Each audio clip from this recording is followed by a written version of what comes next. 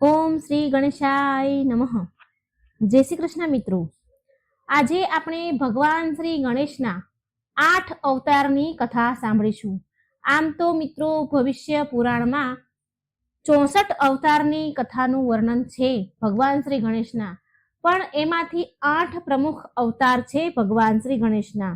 તો આપણે પાવન પવિત્ર કથા મિત્રો પૂરી સાંભળજો, વિડીયો અંત સુધી જોજો. પહેલો અવતાર છે ભગવાન શ્રી ગણેશનું વક્રતુંડ અવતાર. વક્રતુંડ મહાકાય સૂર્યકોટી સમપ્રભમ નિર્વિઘ્નમ કુરુ મે દેવમ સર્વ કાર્યેષુ સર્વદા. ઓમ ગંગ ગણપત્યે નમઃ. ભગવાન શ્રી ગણેશ બધા જ માટે પ્રથમ પૂજનીય છે અને સ્મરણીય છે. કોઈ પણ મંગલ કાર્ય શ્રી ગણેશની પૂજા વિના સંપન્ન થતા નથી અને ભગવાન શ્રી ગણેશ બહુ સરળ પૂજા વિધિ દ્વારા પણ પ્રસન્ન થઈ જાય છે. મુદગલ પુરાણમાં શ્રી ગણેશના 8 અવતારોનું વર્ણન છે, જેના નામ છે વક્રતુંડ, પહેલો અવતાર, બીજો એકદંત, ત્રીજો મહોદર, ચોથો ગજાનંદ, પાંચમો લંબોદર, છઠ્ઠો વિકટ, સાતમો વિઘ્નરાજ અને આઠમો છે ધ્રુમવર્ણ. આની સાથે ભગવાનના અલગ અલગ વાહનોનો પણ પરિચય મળે છે. તો ભક્તો, આપણે મંગળવાર હોય કે ગણેશ ચોથ હોય કે ગણપતિ મહોત્સવ હોય, આવા શુભ અવસર પર ગણપતિજીની કથા સાંભળવાનો ખૂબ મહિમા છે અને જો રોજ આપણાથી સાંભળી શકાય તો અતિ ઉત્તમ ગણાય. પણ જો રોજ ન સાંભળી શકું, અત્યારે ટાઈમ ન હોય કદાચ આપણી પાસે, તો આવા શુભ દિવસે મંગળવાર ચોથ છે, ગણેશ ચોથ છે કે ઉત્સવો છે ગણપતિજીના, એ સમયે વાર્તા જરૂર સાંભળવી. આથી ભગવાન ગણેશ પ્રસન્ન થાય છે. કોઈ પણ ધાર્મિક ભગવાનની કથા, વાર્તા, ભજન, કીર્તન કે પૂજા પાઠ વ્યર્થ નથી જતા, તેનું ફળ અવશ્ય મળે જ છે.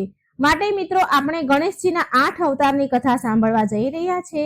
તો વિડીયો પૂરો અંત સુધી સાંભળજો, અધૂરો છોડીને ભગવાન ગણેશનો અનાદર ન કરતા. વિડીયો સારો લાગે તો લાઈક, શેર અને ચેનલને સબસ્ક્રાઇબ પણ જરૂર કરજો. મિત્રો, આપણે ગણેશજીના પ્રત્યેક રૂપનો મહિમા સાંભળીશું. કથા પ્રસન્ન ચિત્ત મનથી શ્રદ્ધાથી સાંભળજો. તો આપણે આજે ભગવાનનો પહેલો અવતાર વક્રતુંડ અવતારની કથા સાંભળીશું. બોલો ગણપતિ મહારાજની જય. ગણપતિ બાપ્પા મોર્યા. એક વાર દેવરાજ ઇન્દ્ર, અત્યારે આપણે મિત્રો વક્રતુંડ અવતારની કથા સાંભળી રહ્યા છે. પહેલો અવતાર. એક વાર દેવરાજ ઇન્દ્ર શક્તિ અને સત્તાના મદમાં ચૂર થઈ ગયા. ત્યારે એમના પ્રમાદથી શક્તિશાળી દૈત્ય મત્સ્યાસુરનો જન્મ થયો. ત્યારે એમણે જન્મ બાદ પછી તેણે દૈત્યના ગુરુ શુક્રાચાર્ય પાસે પંચાક્ષર મંત્ર ઓમ નમઃ શિવાયની દીક્ષા લીધી. મત્સ્યાસુરે દીક્ષા બાદ મત્સ્યાસુરે નિરંતર ભૂખ્યા તરસ્યા રહીને હજારો વર્ષ સુધી તપસ્યા કરી. દૈત્ય મત્સ્યાસુરની તપસ્યાથી ભગવાન ભોળાનાથ બહુ પ્રસન્ન થયા અને મત્સ્યાસુરને તેની તપસ્યાની જગ્યા પર પ્રગટ થઈને માતા પાર્વતી અને બધા ગણો સાથે દર્શન દીધા. મત્સ્યાસુરમાં પાર્વતી અને શિવજીની એણે પ્રેમપૂર્વક સ્તુતિ કરી અને તેમને પ્રસન્ન કર્યા. સ્તુતિ અને તપથી પ્રસન્ન થઈને શિવજીએ મત્સ્યાસુરને વિજય થવાનો અને કોઈ પણથી ભયભીત ન થવાનો આશીર્વાદ આપ્યો. આશીર્વાદ પ્રાપ્ત થયાના ફળ સ્વરૂપે મત્સ્યાસુરે પૂરી સૃષ્ટિ પર વિજયની ધજા લહેરાવી. પહેલા તેણે સૃષ્ટિ પરના બધા શક્તિશાળી રાજાઓને હરાવી દીધા. પછી પૃથ્વી પર એનો અધિકાર સ્થાપિત કરી દીધો. ત્યાર પછી પાતાળ અને ઇન્દ્રની નગરી અને પછી દેવલોક પણ ત્યાં પણ એને તેનું આધિપત્ય સ્થાપિત કરી દીધું. ત્યાં પણ એનો અધિકાર જમાવી દીધો. ધીરે ધીરે મત્સ્યાસુર અહંકારમાં ચૂર થઈ ગયો. અહંકારના મદમાં એટલો ડૂબી ગયો કે પોતાને ભગવાન સમજવા લાગ્યો. ત્યાર પછી તેણે ભગવાન શંકરની નગરી કૈલાસ પર પણ આક્રમણ કર્યું. કેમ કે ભગવાન શિવ તો પોતાના સ્વયંના વચનથી બંધાયેલા હતા, માટે તેમણે કૈલાસનો ત્યાગ કરી દીધો અને વનોમાં ચાલ્યા ગયા. હવે પૂરી સૃષ્ટિ ભયમાં ડૂબી ગઈ. ચારે બાજુ દૈત્યની વિનાશ લીલા થવા લાગી. સૃષ્ટિમાં ત્રાહિમામ મચવા લાગ્યું. દેવતા પણ દયનીય અવસ્થામાં હતા અને વિચાર વિમર્શ કરી રહ્યા હતા. ત્યારે ભગવાન દત્તાત્રેય ત્યાં પ્રગટ થયા અને તેમણે દેવતાઓને ભગવાન વક્રતુંડની પૂજા કરવાનો માર્ગ બતાવ્યો. આ ઉપાય જાણ્યા બાદ બધા દેવગણ ભગવાન વક્રતુંડની પૂજા કરવા લાગ્યા. દેવતાઓની પૂજા આરાધનાથી પ્રસન્ન થઈને ભગવાન વક્રતુંડ પ્રગટ થયા. જ્યારે ભગવાન વક્રતુંડ પ્રગટ થયા ત્યારે તેમાં હજારો સૂર્ય જેટલું તેજ હતું. આ જોઈ બધા દેવગણ ભયથી માથું ઝુકાવીને તેમની સ્તુતિ કરવા લાગ્યા અને મત્સાસુરના અહંકારને સમાપ્ત કરવા માટે પ્રાર્થના કરવા લાગ્યા. બધા દેવતાની પૂજા અને સ્તુતિથી પ્રસન્ન થઈને ભગવાન વક્રતુંડે તેમને નિશ્ચિત થવા માટે કહ્યું, શાંત થવા માટે કહ્યું અને કહ્યું કે હું વક્રતુંડ અવશ્ય મત્સાસુરનો અહંકાર તોડીશ. જય શ્રી ગણેશ. આમ કહી ભગવાન વક્રતુંડે સીધા તેમના સિદ્ધ ગણો સાથે મત્સાસુર પર આક્રમણ કર્યું. મત્સાસુરના બધા સૈનિક મરી ગયા. યુદ્ધમાં તેના પુત્ર પણ સમાપ્ત થઈ ગયા. આ યુદ્ધ પૂરા 5 દિવસ સુધી ચાલ્યું. મત્સાસુરે કમજોર પડવા લાગ્યો. યુદ્ધમાં એ નબળો પડી ગયો, પણ એનો અહંકાર એટલો ને એટલો જ હતો કે સમાપ્ત થવાનું નામ જ લેતો ન હતો. કેમ કે તેને ભગવાન શિવનો આશીર્વાદ મળેલો હતો કે કોઈનાથી એને ભય નહીં લાગે. પણ અંતમાં જ્યારે મત્સાસુરની સેના સમાપ્ત થઈ ગઈ તો દૈત્ય ગુરુ શુક્રાચાર્યએ તેને વક્રતુંડના વાસ્તવિક સ્વરૂપનું જ્ઞાન આપ્યું. ત્યાર પછી મત્સાસુર ભગવાન વક્રતુંડના નજીક પહોંચ્યો તો ભગવાન વક્રતુંડનું હજારો સૂર્ય જેવું તેજ જોઈને એ ભય અને આતંકમાં ડૂબી ગયો અને ભગવાન વક્રતુંડની સ્તુતિ કરવા લાગ્યો. આ જોઈ ભગવાન વક્રતુંડે તેને અભય દાન આપ્યું અને ત્રણેય લોકથી મુક્ત થવાનો આદેશ આપ્યો. મત્સાસુરે ભગવાન વક્રતુંડને માન રાખ્યું અને ત્રણેય લોકને ત્યાગી અને વક્રતુંડની ભક્તિમાં લીન થઈ ગયો. ત્યારથી ભગવાન વક્રતુંડનું પૂજન બધા કરવા લાગ્યા. આ લીલા બાદ આ મંત્ર પ્રચલિત થયો અને બધા કાર્યને શરૂ કરતા પહેલા આ મંત્રને બોલવામાં આવે છે. વક્રતુંડ મહાકાય સૂર્યકોટિ સમપ્રભમ નિર્વિઘ્નમ કુરુ મે દેવમ સર્વ કાર્યેષુ સર્વદા. આનો અર્થ એ થાય છે ભક્ત મિત્રો કે હે વળેલી સૂંઢ વાળા, વિશાળ શરીર વાળા, કરોડો સૂર્યની આભા વાળા, વિઘ્નોને હરનારા, મારા બધા કાર્યને વિઘ્ન વિના સદાય પૂરા કરો અને તમારો આશીર્વાદ સદાય અમારી ઉપર રાખો. એટલા માટે ભક્તગણો કોઈ પણ શુભ કાર્ય કરતા પહેલા આ મંત્ર જરૂર બોલજો. નિશ્ચિત રૂપે તમારા બધા જ કાર્ય પૂરા થશે અને શ્રી ગણેશનો આશીર્વાદ પણ સદા તમારા ઉપર રહેશે. તો મિત્રો, આ હતી ભગવાન શ્રી ગણેશના પહેલો અવતાર વક્રતુંડ અવતારની કથા. જય શ્રી ગણેશ. હવે આપણે સાંભળીશું ભગવાન શ્રી ગણેશનો બીજો અવતાર એકદંત અવતારની કથા. એકદંત અવતાર ભગવાન શ્રી ગણેશનું નામ કેવી રીતે પડ્યું એ આપણે જાણીએ તો બ્રહ્માંડ પુરાણના ભાગ 31 અનુસાર જ્યારે પરશુરામજીએ કાર્તવીર્યનો વધ કર્યો તો એ ભગવાન શિવની અલકાપુરીમાં દર્શન કરવા માટે ગયા. પરશુરામજીએ ત્યાં સ્વામી કાર્તિકેય અને ભગવાન ગણેશને જોયા. તેમણે બંનેને પ્રણામ કર્યા. ભગવાન ગણેશને જોયા એટલે એ બંનેને પ્રણામ કર્યા અને તેના પહેલા પરશુરામજીએ નંદીજીની આજ્ઞા લીધી હતી એ સ્થાન પર પ્રવેશ કરવા માટે. તેમણે નંદીજીની આજ્ઞા લઈને ત્યાં પ્રવેશ કર્યો. ત્યાં ભગવાન શિવનું 4 યોજન વિસ્તાર વાળું એક મંદિર હતું. તે સમયે પરશુરામજી શિવ મંદિરમાં પ્રવેશ કરી રહ્યા હતા તો વિનાયક બોલ્યા કે એક ક્ષણ તમે અહીં ઉભા રહો.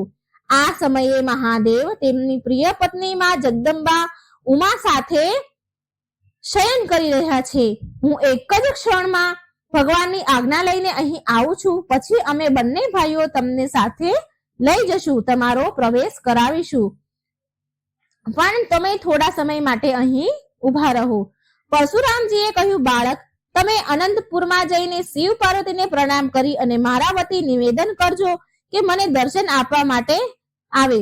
હું શિવ પાર્વતીના દર્શન કરીને તરત જ પાછો ચાલ્યો જઈશ. કાર્તવીર્ય અને સુચંદ્ર જે તેના પુત્રો, સૈનિકો અને બાંધવો સહિત હતા અને ઉપરથી અન્ય સહસ્ત્ર રૂપો પણ હતા જે બહુ માયાવાળા હતા, મહાબળવાન હતા. તો મેં ભગવાન શિવની કૃપાથી યુદ્ધમાં આ બધાને હણ્યા છે. માટે હું પ્રભુના ચરણમાં પ્રણામ કરીને મારા સ્થાન પર જતો રહીશ. આ સાંભળી ગણેશજીએ પરશુરામજીને બહુ જ મીઠી મધુર વાણીમાં કહ્યું કે હે મહાભાગ, એક માત્ર થોડી વાર ઉભા રહો, તમને મહાદેવના દર્શન જરૂર થશે. પરશુરામજી, મહાદેવ અત્યારે વિશ્વેશ્વરી મા ભવાની સાથે વિદ્યમાન છે. હે તાત, જ્યારે પતિ અને પત્ની એક આસન પર સ્થિત હોય, થઈને સંયુક્ત હોય, સાથે નિરત હોય તો એ સમયે જે કોઈ એ સુખનો ભંગ કરે છે એ નિશ્ચય નરકમાં ગમન કરે છે. આ તો સર્વ સાધારણ માટે પણ નિયમ છે. આ સાંભળી પરશુરામજી બોલ્યા કે આજે મેં તમારા મુખેથી નીકળેલા અપૂર્વ વચન સાંભળ્યા છે, તો તમે તમારા મુખેથી ભૂલથી નીકળી ગયા છે આ વચનો, કે તમે પછી જાણી જોઈને બોલ્યા છો? આ બધું તો વિકારોથી યુક્ત કામીઓના શાસ્ત્રનું નિદર્શન છે, અથવા કામ વાસનાથી વાસિત અંતકરણ વાળા જ આ વિષય પર ચર્ચા કરે છે. અને તમે તો વિકારોથી રહિત છો અને હજી બાળક પણ છો. તમે પછી તો તમને આવું વચન બોલતા કઈ દોષ નથી લાગતો? હે બાળક, હું તો અનંતપુરમાં જઈશ. તમે તો બાળક છો, તમારે આનાથી શું? માતા પાર્વતી અને પરમેશ્વર સંપૂર્ણ જગતના માતા પિતા છે. આટલું કહીને પરશુરામજી મંદિરની અંદર જવા માટે ઉતાવળા થયા. એ જ સમયે વિનાયક ઉભા થયા અને પરશુરામજીને રોકવા લાગ્યા. પહેલા તો બંને વચ્ચે બોલાચાલી થઈ અને પછી બંને વચ્ચે હાથાપાઈ એટલે કે યુદ્ધ થવા લાગ્યું. એટલામાં કાર્તિકેયજી એમને જોઈ ગયા. સ્વામી કાર્તિકેયજીએ બંનેને અલગ પાડ્યા. હવે સ્વામી કાર્તિકેયજીએ બંનેને છૂટા પાડ્યા, પરશુરામજીને અને ગણેશજીને. તો પરશુરામજીને ભગવાન ગણેશ અને કાર્તિકેયજી ઉપર બહુ જ ક્રોધ આવ્યો અને તેમનું પરશુર લઈને પ્રહાર કરવા માટે તૈયાર થઈ ગયા.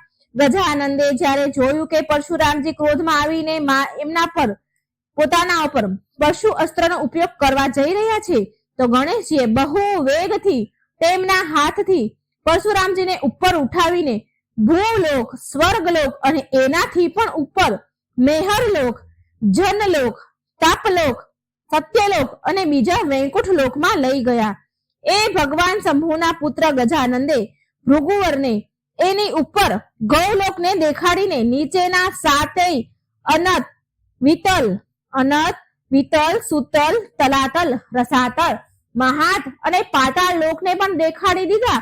પછી નીચેના લોકથી ઉપર ઉઠાવીને ત્યાં તેને લઈને મૂક્યા જ્યાં તે પહેલા સ્થાન પર ઉભા હતા. વશિષ્ઠ બોલ્યા, હે ભૂતપતે, આ રીતે ગણેશજીએ પરશુરામજીને સારી રીતે ભ્રમણ કરાવી દીધું, બધા લોક બતાવી દીધા. ત્યારે તેમને બહુ બધા લોકના દર્શન કરીને પ્રસન્નતા મળી પરશુરામજીને, અને પોતાના બળ અને પરાક્રમને તુચ્છ સમજીને બહુ શોક પણ તેમને થયો હતો. આમ હર્ષ અને શોક બંને સમાઈને તેમણે તેમના પરભવનું ચિંતન કર્યું. એટલે કે જે આગળ ઘટના બની હતી, ગણપતિજી અને એમની વચ્ચે જે યુદ્ધ થયું હતું, એ એમને સ્મરણ થયું, એમને યાદ આવ્યું. એટલે પરશુરામજીએ તેમના પરશુને ગણેશજી પર ફેંક્યું. જ્યારે ગણેશજીએ જોયું કે આ પરશુ મહાદેવે તેમના પિતા મહાદેવે શ્રી રામને આપ્યું હતું અને એ પરશુના પ્રહારને અમોઘ એટલે કે સફળ થાય એવી ઈચ્છાથી ગણેશજીએ પરશુને તેમના જમણા દાંત પર ગ્રહણ કરી લીધું. ગણપતિજીનો જમણો દાંત તૂટીને જમીન પર પડ્યો. લોહીથી લથપથ એ દાંત ભૂમિ પર એક પર્વત સમાન પડ્યો હતો. એ દાંતનું પડવું એટલું ભીષણ હતું, એટલું ભયંકર હતું કે સંપૂર્ણ સાગરો અને દ્વીપો સહિત ધરાતલ ધ્રુજી ઉઠી, વિધ્વંસ થઈ ગયું અને ચારેય બાજુ હાહાકાર મચી ગયો, ઉત્પાત મચી ગયો, કોલાહલ મચી ગયો. અને આ દાંતના પડવાનો અવાજ સાંભળીને માં પાર્વતી અને ભગવાન શિવ તે સ્થાન પર આવ્યા જે આ ઘટના બની રહી છે. ગણેશજીને જોયા તો એમનો એક દાંત તૂટીને નીચે પડ્યો હતો. માત્ર એક જ દાંત હતો. પાર્વતીજીએ કાર્તિકેયજીને પૂછ્યું કે આ ઘટના પાછળ શું કારણ હતું, આ કેવી રીતે બન્યું? તો સ્વામી કાર્તિકેયે બધો જ વૃત્તાંતમાં પાર્વતીને કહી સંભળાવ્યો. એ સમયે ત્યાં પરશુરામજી પણ આ વાતને સાંભળી રહ્યા હતા. જગત જનની પાર્વતીજીએ પૂરી વાત સાંભળી અને ક્રોધે ભરાયા. તેમના પ્રાણપ્રિય ભગવાન શંકરને કહ્યું. ક્રોધમાં આવીને માં કહે છે કે હે સ્વામી, આ પરશુરામ તો તમારા શિષ્ય છે ને, તો એ તો પુત્ર સમાન થયા ને તમારા માટે. હે પ્રભુ, તમારી પાસેથી જ પરમ તેજ તેમણે પ્રાપ્ત કર્યું છે, શક્તિ પ્રાપ્ત કરી છે. પરશુરામજીએ મહાન કાર્તવીર્ય અર્જુન નૃપને યુદ્ધમાં જીતી લીધા છે અને તમારા દ્વારા જ પ્રદત્ત બળથી એમની વિજય થઈ છે. તેમણે તેમના કાર્યને સિદ્ધ કરીને તમારી સેવામાં દક્ષિણા આપી દીધી છે ને, અને એ દક્ષિણા આપી છે કે તમારા જ પુત્રનો દાંત તોડીને નીચે ભૂમિ પર પાડી દીધો છે, તમારા જ પરશુ શસ્ત્ર વડે કાપીને દાંત કાપી દીધો છે. અને તમને તો આ કાર્યથી ઘણી ખુશી થઈ હશે. તમે તો કૃતાર્થ થયા હશો ને? આમાં જરા પણ સંશય નથી. માં પાર્વતી ક્રોધમાં ખૂબ જ બોલ્યા, હે સ્વામી, તમે પરમ શ્રેષ્ઠ તમારા શિષ્યની રક્ષા કરો. તમે તો પરશુરામજીને બહુ સારા, તમે એના ગુરુ છો. હવે તમારા બધા કાર્યને આજ સિદ્ધ કરશે. હવે હું અહીં નહીં રહું, કેમ કે તમે મારું અપમાન કર્યું છે. હવે હું મારા બંને પુત્રને સાથે લઈને મારા પિતાના ઘરે ચાલી જઉં છું. આ સાંભળી ભગવાન શંકરે તેમની પરમ પ્રિય પત્ની પાર્વતીજીના વચન સાંભળ્યા, પણ એમના પાર્વતીજી સાથે સારા કે ખોટા કઈ પણ વચન ઉત્તર સ્વરૂપે ન આપ્યા અને કલેશનો વિનાશ કરનારા ભગવાન શ્રી કૃષ્ણનું મનમાં સ્મરણ કર્યું અને માત્ર સ્મરણથી ભક્તોની પીડા હરનારા કેશવ ભગવાન ત્યાં આવી ગયા. તેમના દર્શન કરીને શિવજીના મનમાં પ્રસન્નતા થઈ. માં પાર્વતીજીએ સાક્ષાત પ્રભુનું આગમન જોયું તો એ પણ એમના બંને પુત્ર સાથે ત્યાં પ્રભુ જ્યાં પ્રગટ થયા તે સ્થાન પર આવ્યા અને તેમને પ્રણામ કર્યા. ત્યાર પછી પરશુરામજી પણ ત્યાં ભગવાન સામે આવ્યા અને તેમણે માથું નમાવ્યું અને પાર્વતીજીના ચરણોમાં પડી ગયા. પરંતુ પરશુરામજી પોતાની ભૂલનો પછતાવો કરતા હતા. પાર્વતીજીના ચરણોમાં પડ્યા અને માં પાર્વતીજીએ કોઈ સામે જવાબ ઉત્તર ન આપ્યો, કેમ કે માં પાર્વતી હજી પણ નારાજ હતા પરશુરામજીથી. તો ભગવાન શ્રી કૃષ્ણે તેમની પરમ મધુર વાણીથી પાર્વતીજીને પ્રસન્ન કરવા માટે કહ્યું કે હે પાર્વતીજી, તમે તો ખૂબ સુંદર મુખવાળા છો, જેની છટા સામે જો ચંદ્ર પણ તુચ્છ છે. તમારી અંદર તો અનંત ગુણ વિદ્યમાન છે. હવે તમે આ જમદગ્નિના પુત્ર પરશુરામને ક્ષમા કરી દો અને તમારી પાસે બેસાડો. તમારા પુત્રના અનેક નામ છે. આ ગણાધ્યક્ષ છે, માટે તેમને ગણેશ કહેવાયા છે. પ્રાણીઓ અને દેવતાઓના વિઘ્ન હરનારા છે, માટે તેમને વિઘ્નહર્તા કહેવાયા છે. બધા બ્રહ્માંડમાં ગણેશ એક જ લાંબા ઉદરવાળા છે, માટે એમને લંબોદરની ઉપાધિ પ્રાપ્ત થઈ છે. અને હવે એમને માત્ર એક દાંત છે, માટે હવે એ એક દંત કહેવાશે.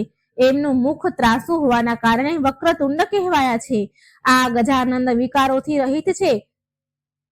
આ ત્રયોદશી કલ્પના પૂર્વમાં કલમી ભવમાં મેં જ ગણેશજીને આ વરદાન આપ્યું હતું કે સર્વપ્રથમ તેમની પૂજા થશે, પછી જ પૂજાને સંપૂર્ણ માનવામાં આવશે.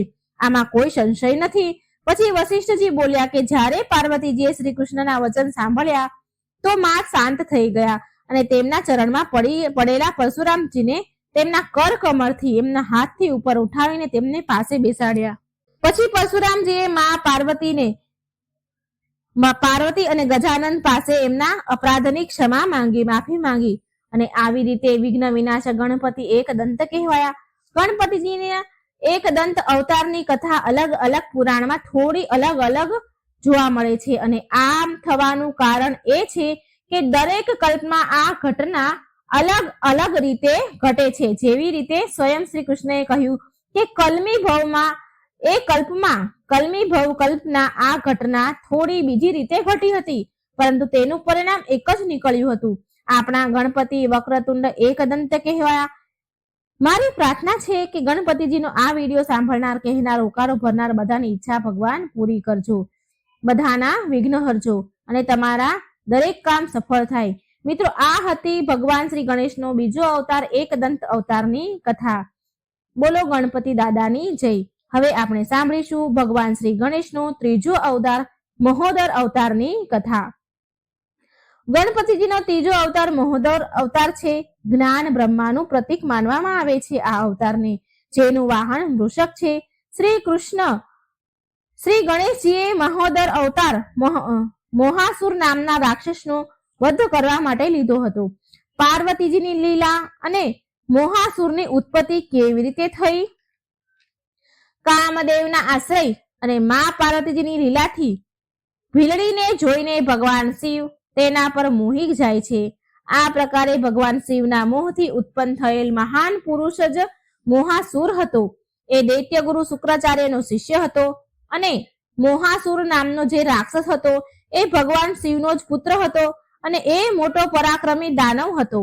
એ દૈત્ય ગુરુ શુક્રાચાર્યનો શિષ્ય હતો. એકવાર તેણે શુક્રાચાર્યની સામે સર્વસ્વ વિજય મેળવવાની વાત વ્યક્ત કરી ત્યારે શુક્રાચાર્યએ તેના સૂર્યદેવની ઉપાસના કરવાની તેમને સલાહ આપી.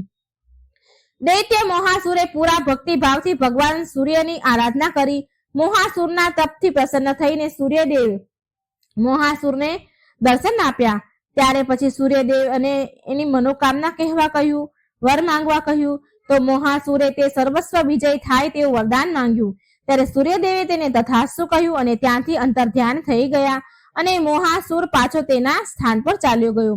ત્યાર પછી શુક્રાચાર્યએ મોહાસુરને દૈત્યના રાજા ઘોષિત કર્યા અને તેના અભિષેક કર્યો અને તેને પરાક્રમથી ત્રણેય લોક પર કબજો જમાવી લીધો. મોહાસુરે તેના પરાક્રમના ડરથી બધા દેવતા અને ઋષિ મુનિઓ પહાડો અને જંગલોમાં સંતાઈને તેમના પ્રાણોની રક્ષા કરવા લાગ્યા.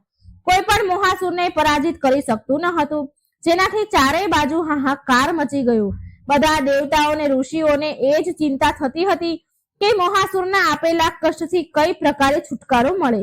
ત્યારે સ્વયં સૂર્યદેવ પ્રગટ થયા અને તેમણે દેવતાઓને કહ્યું કે તમે બધા મૂષક વાહન વાળા મહોદરની આરાધના કરો, માત્ર એ જ તમને આ સંકટથી છુટકારો અપાવી શકશે. સૂર્યદેવની વાત માનીને બધા દેવતાઓએ ભગવાન મહોદરને પ્રસન્ન કરવા ઘોર તપસ્યા શરૂ કરી દીધી. દેવતાની ઘોર તપસ્યાથી પ્રસન્ન થઈને ભગવાન મહોદર પ્રગટ થયા અને ઋષિ તથા દેવગણોની બધી વાત સાંભળ્યા બાદ તેમને અભય દાન વરદાન આપતા કહ્યું કે હે ઋષિ મુનિઓ, હું સંસાર અને જગતના કલ્યાણ માટે મોહાસુરનો સંહાર જરૂર કરીશ, તમે ચિંતા ન કરશો. આ બાજુ નારદ મુનિએ મોહાસુરને બતાવી દીધું કે ભગવાન મહોદર તમારો વધ કરવાનું નક્કી કરી લીધું છે. નારદજીની વાત સાંભળીને તેના ગયા બાદ મોહાસુરે રાજપુરોહિત શુક્રાચાર્યને પૂછ્યું કે ભગવાન મહોદર કોણ છે. ત્યારે શુક્રાચાર્યએ દૈત્યરાજ મોહાસુરને ભગવાન મહોદર વિશે કહેતા કહ્યું કે ભગવાન મહોદર જ આ સમસ્ત જગતના કર્તા છે. સમસ્ત દેવી દેવતા અને દૈત્યોનો પણ એમને જ ઉત્પન્ન કર્યા છે. એ પ્રભુ કાળના પણ મહાકાળ છે.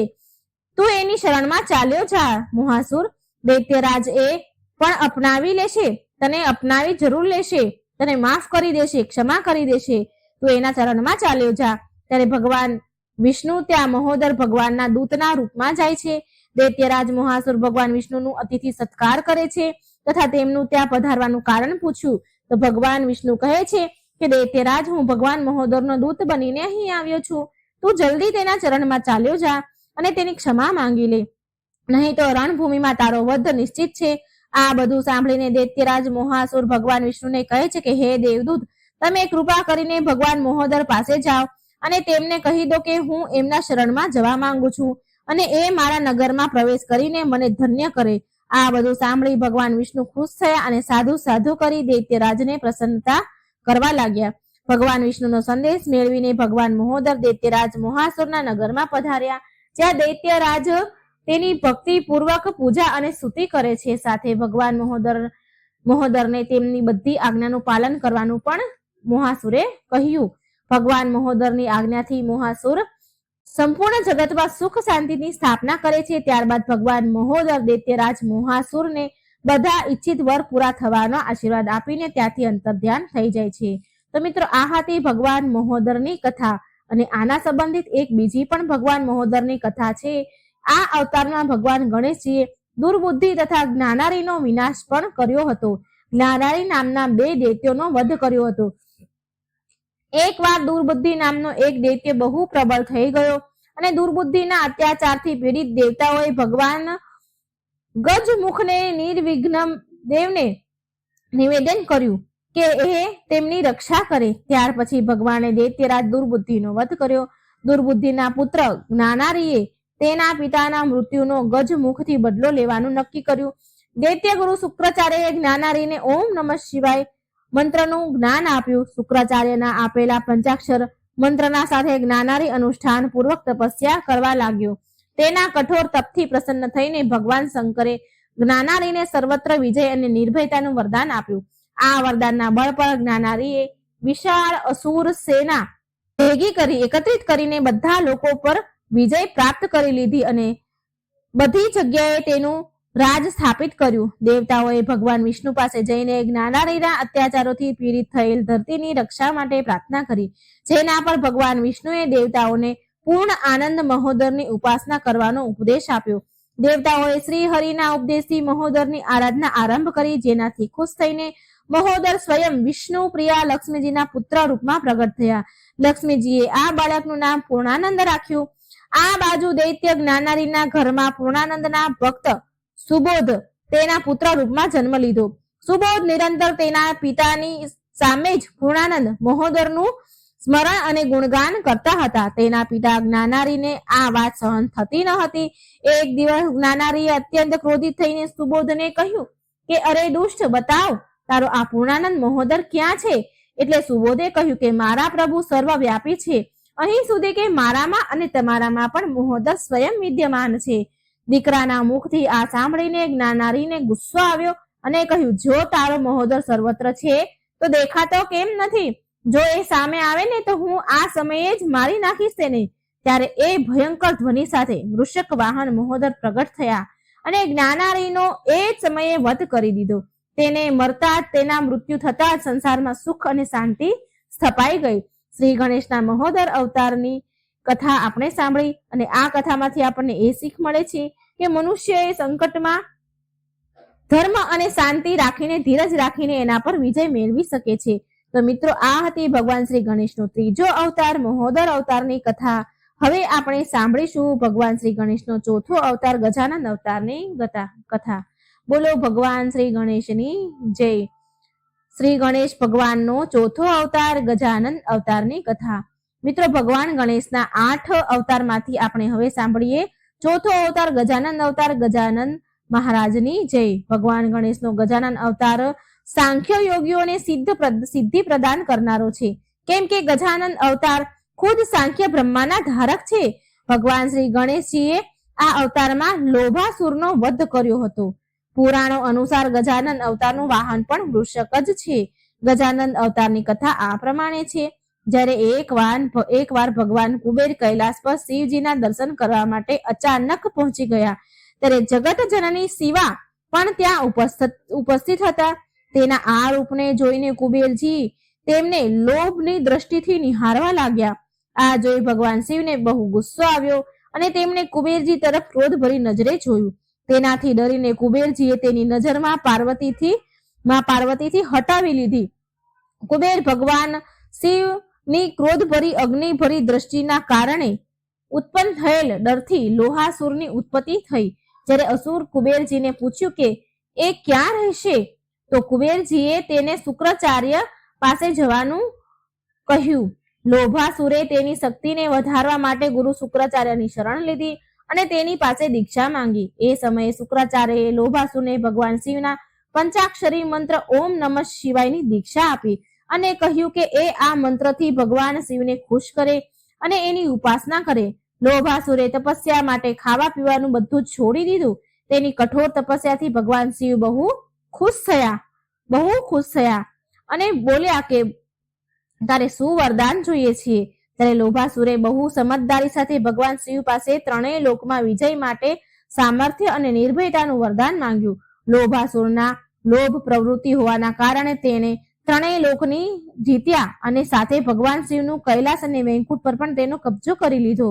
ભગવાન શિવ કૈલાસ પરથી સુંદરવન તરફ ચાલ્યા ગયા, કારણ કે તેમના વરદાનના કારણે જ લોભાસુર એનું સાહસ બતાવી રહ્યો હતો. આટલું મેળવી લીધા પછી લોભાસુર પૂરી રીતે અભિમાનથી ભરાઈ ગયો હતો, જેના કારણે તેણે ત્રણેય લોક પર હાહાકાર મચાવી રાખ્યો હતો. લોભાસુરથી હેરાન થઈને દેવતાઓએ દેવગુરુ મુનિની શરણ લીધી અને તેમના કહેવાથી દેવતાઓએ ભગવાન શ્રી ગણેશના ગજાનન અવતારની ભક્તિ ભાવથી ઉપાસના કરવાનું કહ્યું. ભક્તિભાવથી ઉપાસના કરી. દેવતાઓએ ઉપાસના અને દેવતાની ભક્તિ જોઈને ભગવાન શ્રી ગણેશ પ્રસન્ન થયા અને તેમણે ગજાનન અવતાર લઈ લીધો. ભગવાન શિવ સ્વયં લોભાસુર પાસે ગયા અને તેને ભગવાન ગણેશના ગજાનન અવતાર વિશે કહ્યું. તેમણે લોભાસુરને કહ્યું કે એ પોતે ગજાનનના શરણમાં જાય અને નહીં તો પછી યુદ્ધ માટે તૈયાર થઈ જાય. ભગવાન શ્રી ગણેશની યુદ્ધની ચેતવણી પહેલા જ લોભાસુરના ગુરુ શુક્રાચાર્યએ અસુરને ગજાનનની શરણમાં જવા માટે કહી દીધું હતું. ભગવાન શ્રી ગણેશના ગજાનન અવતારે લોભાસુર પાસેથી વૈકુંઠ અને કૈલાસની સાથે સાથે ત્રણેય લોકને જીતી લીધું. ભગવાન ગણેશનો મહિમા જોવા માટે લોભાસુરે તેના ચરણોમાં ખુદને શરણાગત કરી લીધો. ભગવાન ગણેશની આ કથા આપણને એ શીખવાડે છે કે આપણે ક્યારેય લોભ અને મોહ માયામાં ફસાવવું ન જોઈએ, કેમ કે એનો અંત એક ને એક દિવસ જરૂર થાય છે. ભગવાન શ્રી ગણેશને દરેક પૂજાની શરૂઆતમાં એટલા માટે જ પૂજવામાં આવે છે કે જેથી તેમની દ્રષ્ટિથી ભક્તોના સમસ્ત મોહ માયા અને લોભનો અંત થઈ જાય. તો મિત્રો આ હતી ભગવાન શ્રી ગણેશના ચોથા અવતાર ગજાનન અવતારની કથા. બોલો ભગવાન શ્રી ગણેશની જય. મિત્રો હવે આપણે સાંભળીશું ભગવાન શ્રી ગણેશનો પાંચમો અવતાર લંબોદર અવતારની કથા. ભક્તો, લંબોદરનો અર્થ થાય છે લાંબુ ઉદર એટલે કે મોટું પેટ. ભગવાન ગણેશનું મોટું પેટ એ દર્શાવે છે કે આપણે આપણા ક્રોધને પેટમાં દબાવીને રાખવો, કેમ કે ક્રોધ આપણે સંપૂર્ણ આપણો વિનાશ કરવા વાળો હોય છે. ક્રોધાસુરને દંડ આપવા માટે ભગવાન ગણેશે લીધો હતો લંબોદર અવતાર. આ વાત એ સમયની છે જ્યારે સમુદ્ર મંથનમાંથી નીકળેલા અમૃત કળશથી અસુરો દેવતા સાથે લડવા લાગ્યા. ત્યારે ભગવાન વિષ્ણુએ મોહિની અપ્સરાનું રૂપ ધારણ કર્યું. તેના મોહિની રૂપ જોઈને બધા રાક્ષસોનું ધ્યાન મોહિની રૂપ તરફ ચાલ્યું ગયું. મોહિની રૂપ એવું હતું કે દાનવ તો શું, સ્વયં ભગવાન શિવ પણ એના પર મોહિત થઈ ગયા હતા. તેના આ રૂપ જોઈને શ્રી હરિ મનમાં ને મનમાં હસતા હતા. મોહિની રૂપનો પછી તેમણે ત્યાગ કર્યો અને તેમના અસલ રૂપમાં આવી ગયા. આ જોઈ શિવજીને પોતાના પર બહુ ખિન્નતા થઈ, ગુસ્સો આવ્યો અને એ કારણથી જ એમના શરીરમાંથી એક અંશની ઉત્પત્તિ થઈ, જે મહાશક્તિ સંપન્ન અને અત્યંત પરાક્રમી અસુરમાં બદલી ગયો. એ અસુર જોવામાં અત્યંત ભયાનક હતા. તેના નેત્ર તાંબાના હતા, જેમાં અદ્ભુત ચમક હતી. એ ઉત્પન્ન થતા જ ચાલવા લાગ્યો અને શિવજીની પ્રેરણાથી એ દૈત્ય ગુરુ શુક્રાચાર્ય પાસે ગયો અને તેના ચરણોમાં પ્રણામ કરીને બોલ્યો, પ્રભુ, તમે મને તમારો શિષ્ય બનાવી લો અને તમે મને આજ્ઞા આપો કે હું શું કરું. એટલે શુક્રાચાર્ય બોલ્યા કે તું કોણ છે અને ક્યાંથી આવ્યો છે? તને અહીં કોણે મોકલ્યો? અસુરની વાત સાંભળીને ગુરુ શુક્રાચાર્યએ એની આંખો બંધ કરીને ધ્યાન કર્યું અને એ અસુર વિશે બધું જ જાણી ગયા. તેમણે એ અસુરને કહ્યું કે વત્સ, તારી ઉત્પત્તિ મહાદેવના ક્રોધ દ્વારા ઉત્પન્ન તેજથી થઈ છે. આ કારણથી તારું નામ ક્રોધાસુર છે. ભગવાન શિવના અંશથી ઉત્પન્ન થવાના કારણે તું એનો પુત્ર છે, માટે તું પરમ પ્રતાપી કહેવાઈશ. ગુરુ શુક્રાચાર્યની વાત સાંભળીને ક્રોધાસુર ખૂબ પ્રસન્ન થયા. દૈત્ય ગુરુ શુક્રાચાર્યએ તેને શિક્ષાઓમાં પારંગત કર્યો. એક દિવસ ક્રોધાસુરે શુક્રાચાર્યને કહ્યું કે હે આચાર્ય, મારી ઈચ્છા બ્રહ્માંડ પર વિજય પ્રાપ્ત કરવાની છે, માટે તમે મને આનો ઉપાય બતાવો કે હું કયા પ્રકારે ત્રણેય લોકને જીતી શકું છું. શુક્રાચાર્ય બોલ્યા, જો તું સંપૂર્ણ બ્રહ્માંડને જીતવા માંગે છે ને, તો એના માટે તારે ભગવાન સૂર્યની કઠોર તપસ્યા કરવી પડશે અને તેમની પાસે અજર રહેવાનું વરદાન મેળવવું પડશે. તેના મંત્રનું અનુષ્ઠાન કરવા પડશે. ભગવાન સૂર્યદેવ તારી તપસ્યાથી પ્રસન્ન થઈને તારી કામના જરૂર પૂરી કરશે.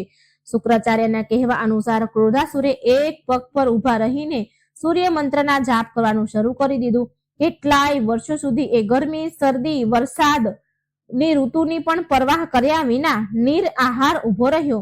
તેની દ્રષ્ટિ આકાશ તરફ લાગેલી રહી. મનમાં ભગવાન શિવની ભક્તિ અને જીભ પર સૂર્ય મંત્ર હતા.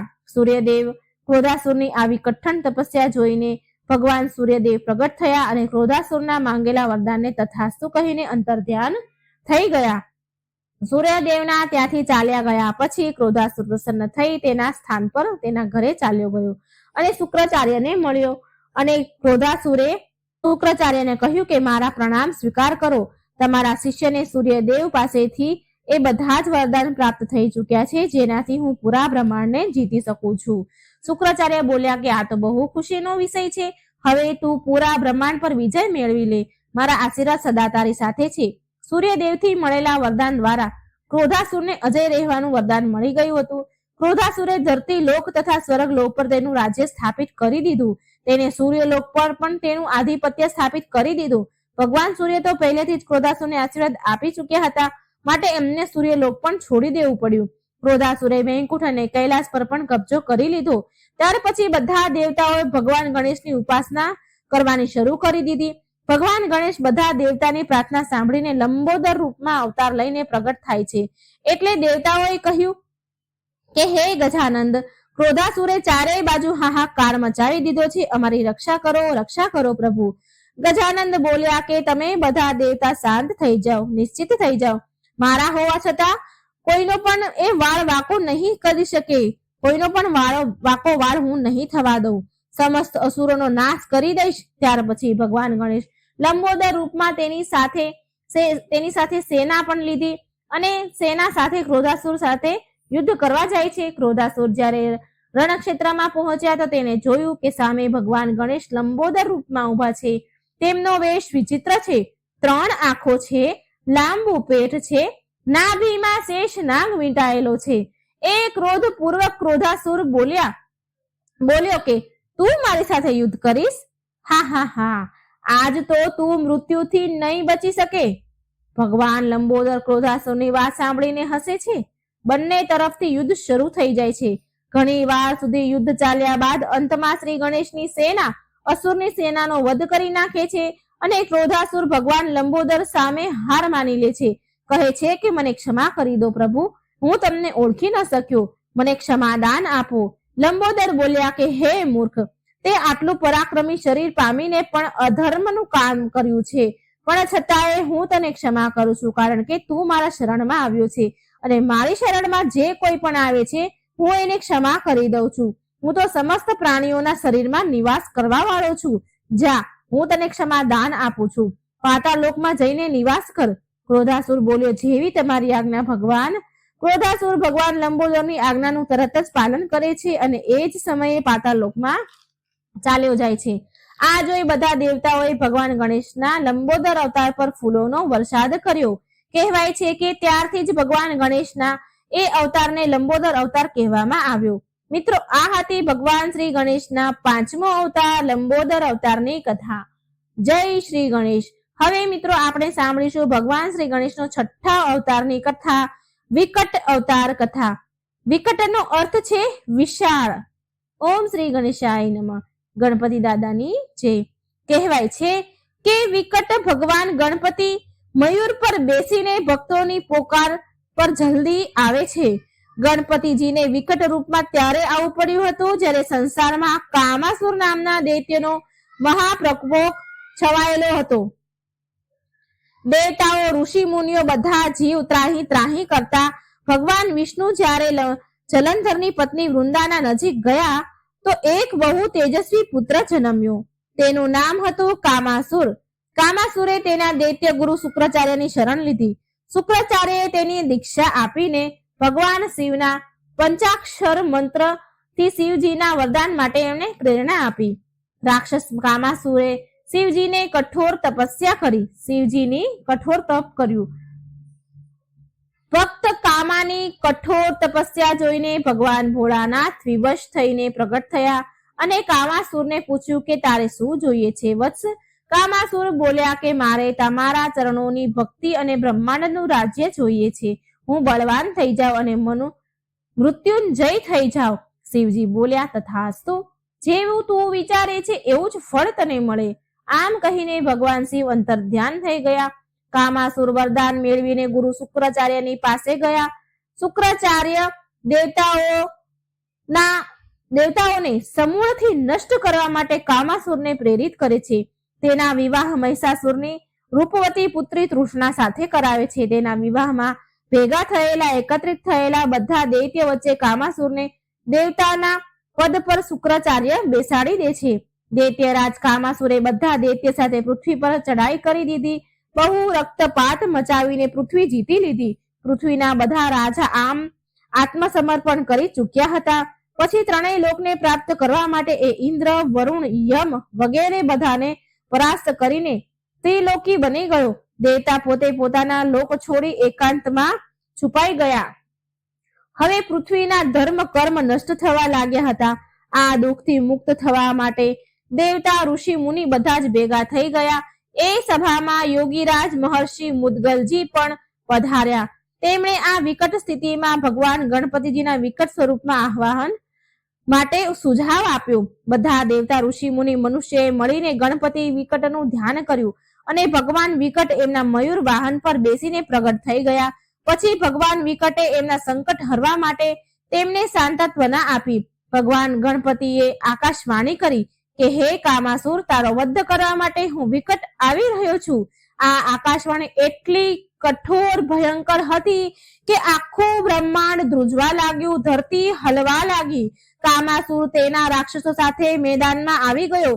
જોત જોતામાં કામાસુરની સામે એક વિશાળ મોર પક્ષી આવી ઉભો રહ્યો, જેના પર ભગવાન વિકટ બિરાજમાન હતા, ગરજી રહ્યા હતા.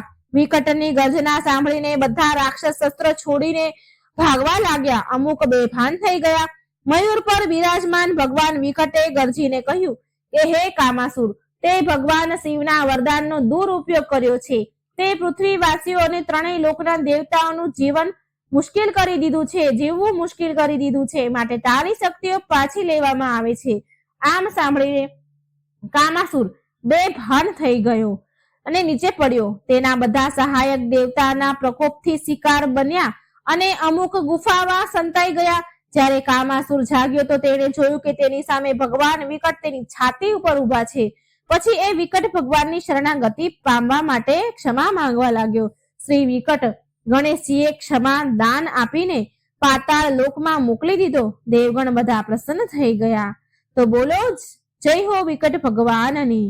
મિત્રો, આ હતી ભગવાન શ્રી ગણેશના છઠ્ઠા અવતાર વિકટ અવતારની કથા. જય શ્રી ગણેશ. હવે આપણે સાંભળીશું ભગવાન શ્રી ગણેશનો સાતમો અવતાર વિઘ્નરાજ અવતારની કથા. બોલો ભગવાન શ્રી ગણેશની જય. સાતમો અવતાર વિઘ્નરાજ અવતાર ભગવાન ગણેશે કયા કારણથી લીધો હતો? ચાલો સાંભળીએ. 8 અવતારમાં આ સાતમો અવતાર પણ ગણેશજીનો અતિ મનમોહક અને સુંદર છે. ભગવાન શ્રી ગણેશનો વિઘ્નરાજ અવતાર ભગવાન શ્રી વિષ્ણુ અને બ્રહ્માના વાચક છે. શેષ નાગની સવારી કરવા વાળા છે અને મમતાસુરનો સંહાર કરનાર છે. તો શરૂ કરીએ આજની આ કથા. જય શ્રી ગણેશ. ગણેશ પુરાણ અનુસાર એકવાર માતા પાર્વતી એમની સખીઓ સાથે ઉપવનમાં બેસીને વાતો કરી રહ્યા હતા. વાત કરતા કરતા માં પાર્વતી કોઈ વાત પર જોરથી હસવા લાગ્યા. તેમનું આ હાસ્ય એટલું તીવ્ર હતું કે એમના હાસ્યથી એક પુરુષની ઉત્પત્તિ થઈ. એ પુરુષ પર્વત આકાર નો હતો, પરંતુ દેખાવમાં અત્યંત મનોરમ હતો, જોવામાં સુંદર હતો. માતા પાર્વતી એને જોઈને અચંબિત થઈ ગયા. એ વિચારવા લાગ્યા કે આ કોણ છે, ક્યાંથી આવ્યો છે. પછી માએ એ પુરુષને પૂછ્યું કે તારું પ્રયોજન શું છે? આ સવાલ પર એ પુરુષે હાથ જોડી માતા પાર્વતીજીને કહ્યું કે હે માતા, હું તમારા હાસ્યથી ઉત્પન્ન થયો છું અને તમારો જ પુત્ર છું. તમે જે આજ્ઞા આપશો હું એનું પાલન કરીશ. ત્યારે દેવી પાર્વતીએ પર્વત આકાર પુરુષને કહ્યું કે હું મારા પ્રાણ પ્રિય ભગવાન શિવથી રીસાઈને આ ઉપવનમાં બેઠી હતી. મને એ વાતની હસી આવી ગઈ જેનાથી તું પ્રગટ થયો. માન પરાયણ થવાના કારણે મા પાર્વતીએ તેનું નામ મમ એટલે મમતા રાખ્યું. તેમણે મમતા સુરને ભગવાન ગણેશનો ષડાક્ષર મંત્ર આપ્યો.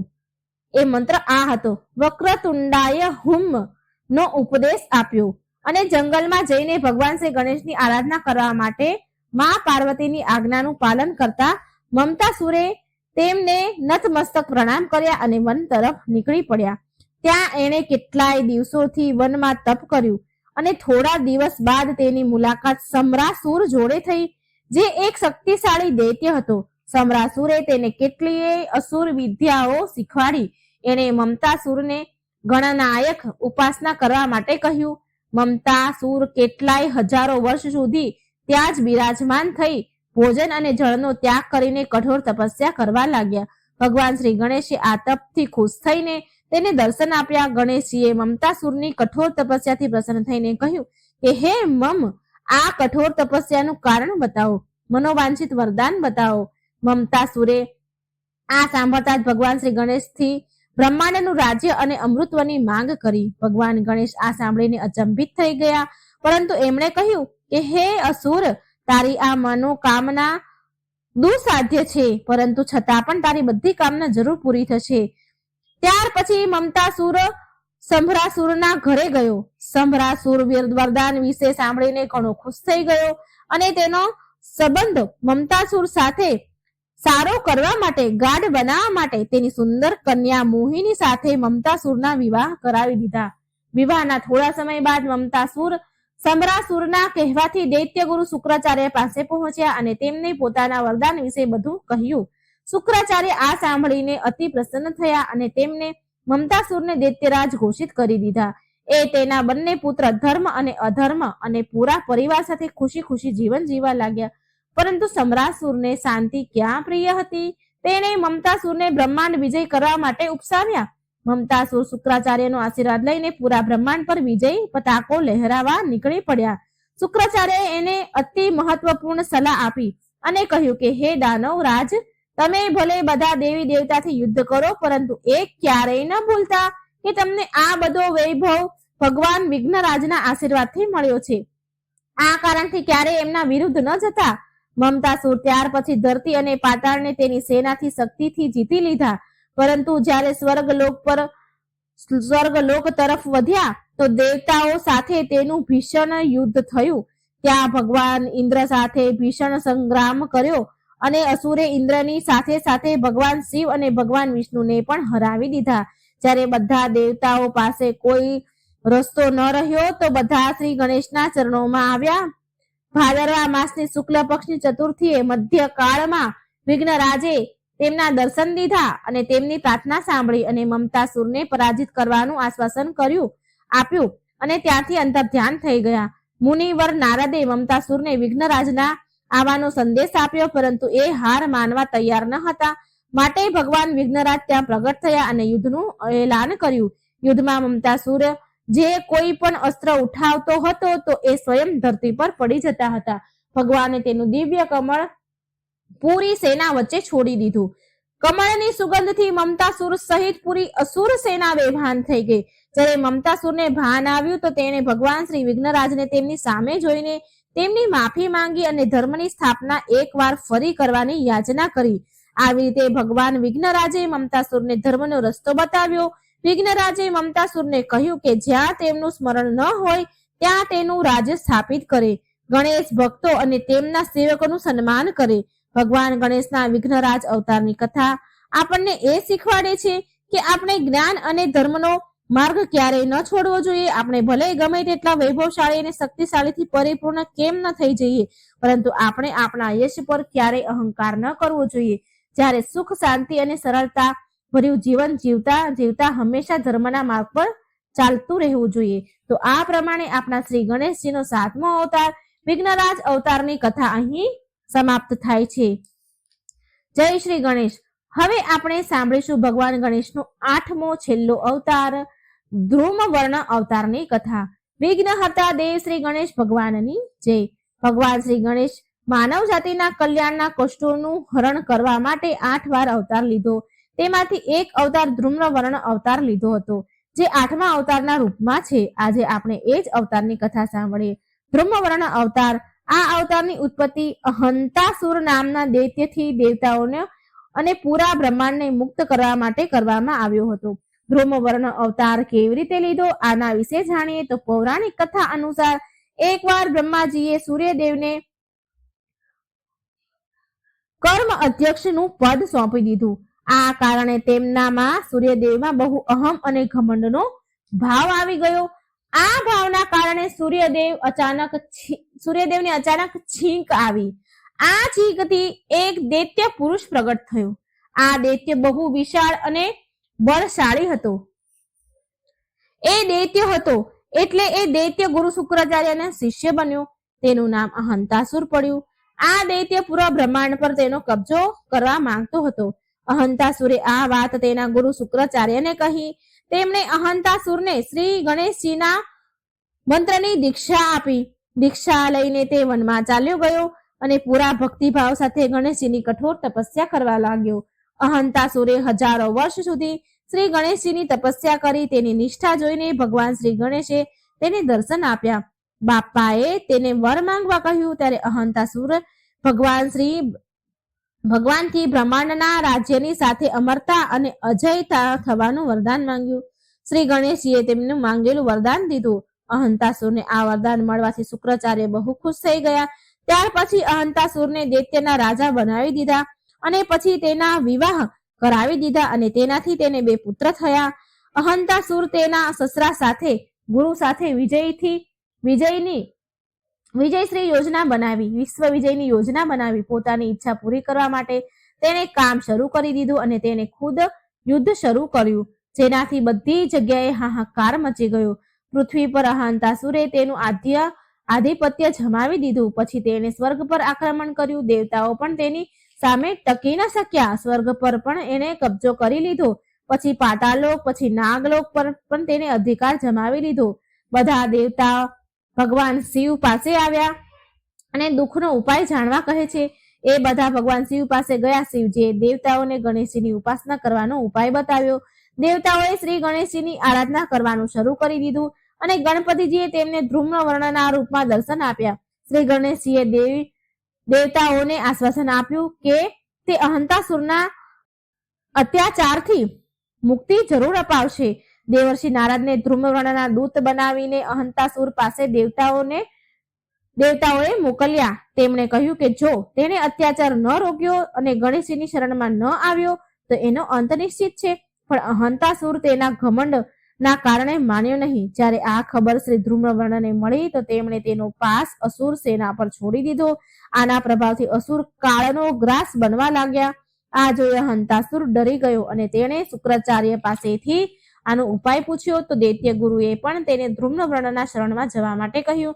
આ સાંભળી અહંતાસુર શ્રી ધૂમ્રવર્ણના શરણમાં ચાલ્યો ગયો અને તેની માફી માંગવા લાગ્યો.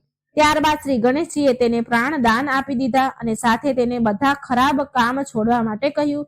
આ પ્રકારથી આ ગણેશજીનો 8મો અવતારની કથા મિત્રો અહીં સંપન્ન થાય છે. કહેવાય છે કે શ્રી ગણેશ કળિયુગના અંતમાં એકવાર ફરી અવતાર લેશે. આ અવતારમાં તેમનું નામ ધ્રુમવર્ણ કે શુભ કર્ણ હશે. એ દેવદત્ત નામના નીલા રંગના ઘોડા પર 4 ભુજાઓથી યુક્ત થઈને સવાર હશે અને તેમના હાથમાં ખડક હશે. એ તેમની સેના દ્વારા પાપીઓનો નાશ કરશે અને સતયુગનો ફરી આરંભ કરશે. આ દરમિયાન કલ્કી અવતાર જે ભગવાન વિષ્ણુનો કળિયુગમાં અવતાર થવાનો છે જે બતાવવામાં આવ્યો છે તો કલ્કી અવતારનો સાથ આપશે. સતયુગની ફરી સ્થાપના થશે. આવું આપણને ગણેશ પુરાણ અનુસાર જાણવા મળે છે. આ વર્ણન ગણેશ પુરાણમાં છે. તો મિત્રો આ હતી ભગવાન શ્રી ગણેશના 8 અવતારની કથા અને ધ્રુમ્રવર્ણ અવતારની છેલ્લી કથા. તો મિત્રો ખૂબ સરસ ભગવાન શ્રી ગણેશના અવતારની કથા મિત્રો મેં તમારી સમક્ષ રજૂ કરી છે. વિડીયો સારો લાગે તો લાઈક શેર કરવાનું ભૂલશો નહીં. આટલી મહેનતથી વિડીયો બનાવ્યો છે તો સબસ્ક્રાઇબ કરી દેજો અને શેર પણ જરૂર કરજો. અને તમને આ કથા કેવી લાગી એ મને એકવાર કોમેન્ટ બોક્સમાં જરૂર જણાવજો મિત્રો. જય શ્રી ગણેશ. જય શ્રી કૃષ્ણ. રાધે રાધે. Thank you.